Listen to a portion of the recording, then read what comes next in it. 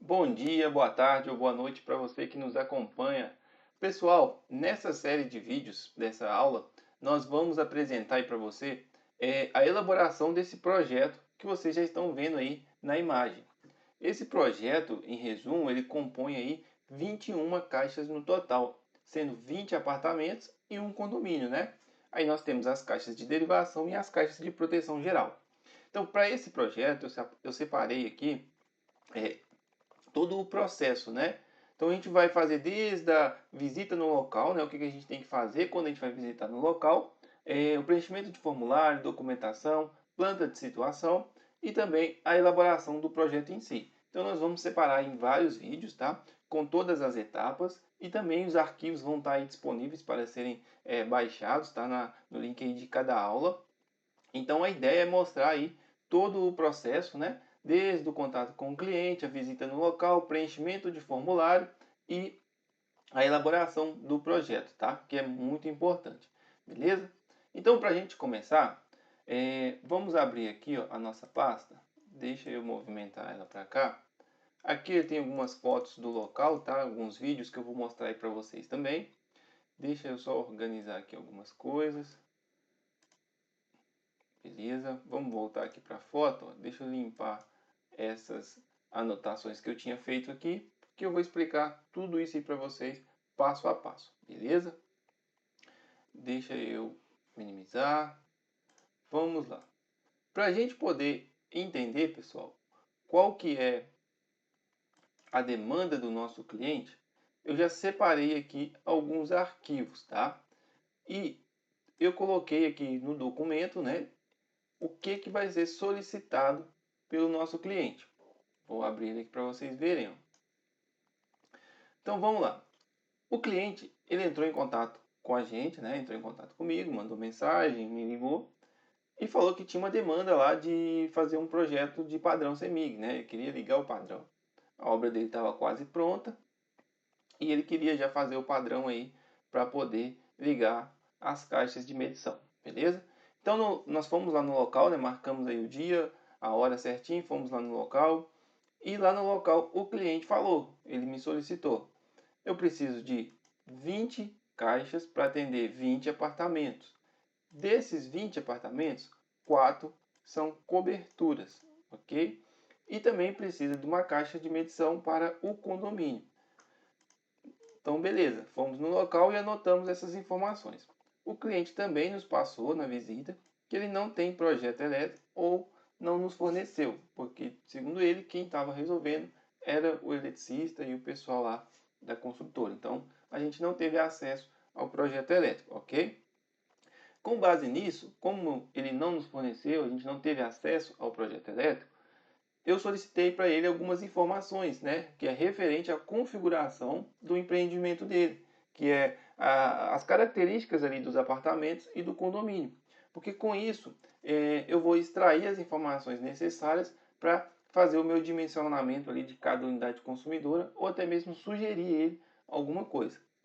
Então ele me falou que os apartamentos, a configuração dos apartamentos do condomínio, ela se dá da seguinte maneira. Os apartamentos tipo, eles são 2 quartos, sala, cozinha e 2 banheiros. Então, um desses banheiros é da suíte, né, de um dos quartos, e o outro banheiro é banheiro social. Então, com isso aqui, eu já consigo já imaginar uma carga padrão, porque esse tipo de empreendimento, esses apartamentos são muito padrão. Basicamente é iluminação, tomadas e chuveiro, tá?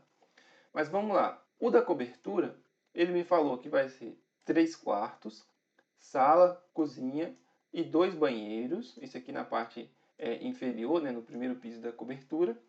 No segundo piso da cobertura vai ter uma área externa que quem comprar vai poder fazer ali uma área de serviço, para poder colocar roupa para secar ou fazer uma área gourmet, alguma coisa, mas ele não entrega isso, ele vai entregar uma área externa e um lavabo lá em cima, né, que é o segundo piso da cobertura. Então ficou como se fosse uma areazinha ali de lazer, de churrasco, na parte do segundo piso da cobertura.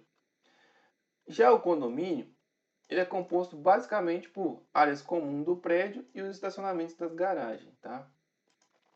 Então, com isso, né, na conversa com ele lá na visita, nós eu já fui imaginando, né, à medida que ele foi falando, já fui imaginando as cargas ali que tem em cada local e confirmei com eles.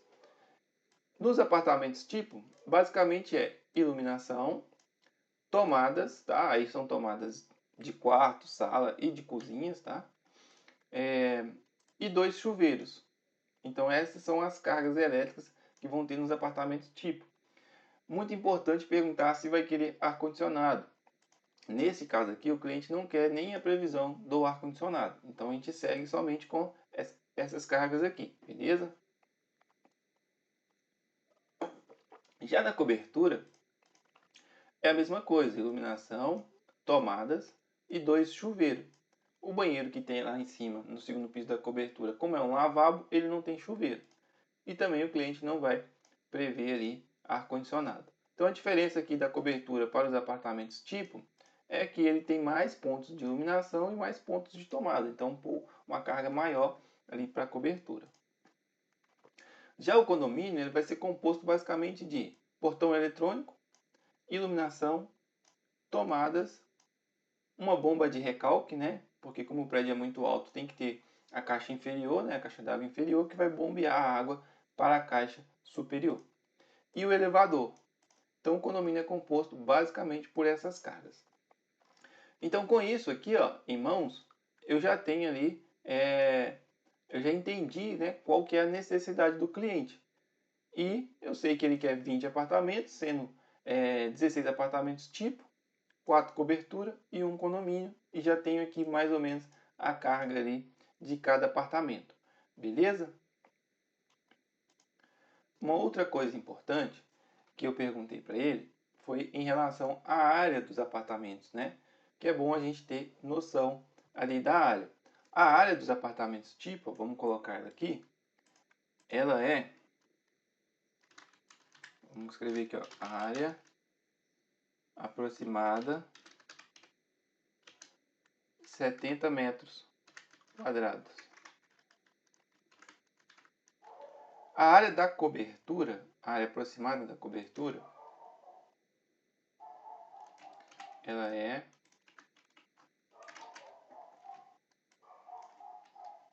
100 metros quadrados.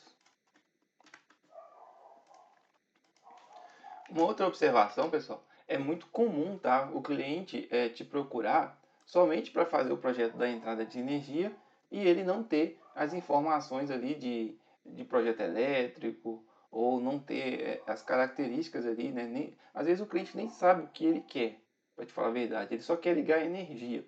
Aí você, como eletricista, como profissional, como responsável técnico, você vai orientar o cliente, né? De acordo com a melhor solução para ele.